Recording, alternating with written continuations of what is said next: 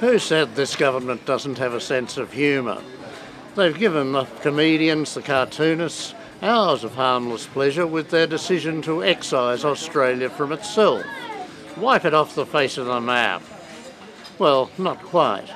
It's actually a piece of legal trickery which John Howard tried many years ago, and for doing so was condemned as a bigot, a redneck, a clown, a conman, mean and tricky, not worth pissing on.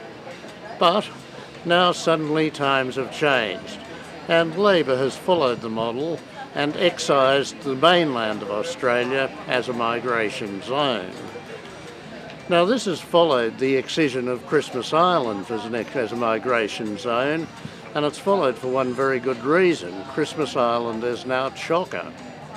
Nauru and Manus Island will take about another 2,000, but at the rate the boat people are arriving, they're going to be onto the mainland too. They're going to have to be. There's nowhere else to put them. So rather than restore the nonsense about saying Christmas Island isn't really part of Australia, we, the lawyers, have decided we should say Australia isn't either. And that puts everyone on an equal footing. No disadvantage as the cry goes up. It also means, of course, that nothing's bloody working. The stick isn't working. The Indonesians have already told us in no uncertain terms that the boats are going to keep coming. Nothing Australia can do will discourage them. And the idea of offshore processing, of saying they'll rot in a hellhole on an island somewhere, out of sight and out of mind, hasn't slowed the flow by one iota. In fact, if anything, it's increased it. So the stick hasn't worked, but the carrot hasn't worked either. As part of Labor's new policy, the refugee intake is to be increased from 13,500 a year to 20,000. And that means, in theory, that your chances of getting out of a camp are that much better, that it's easier to stay there than risk your life on the ocean's wild. Well, again, it just hasn't worked out that way. Nobody really believes they're ever going to get out of those bloody camps once they're in.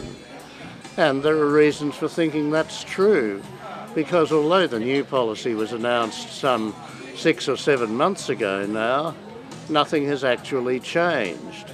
We haven't taken 20,000 refugees. We haven't even filled the places for the 13,500 we were meant to take in the first place. So that's out. Now we're trying trickery, and trickery quite clearly isn't going to work either. It's merely made us a laughing stock. So, okay, we've tried stick and carrot, we've tried the lawyers, we've tried brutality, we've tried bribery, and we've tried downright deceit. None of those has worked. So what's next? Well, I suppose we could try sanity and decency in your dreams. It's an election year, remember? Toughness is all. Be hard, be cruel, be ruthless, and appeal to that nasty man who sits in the back bar of a pub somewhere in the western suburbs of Sydney. He is the real spirit of Australia. And I'm Mungo McCallum.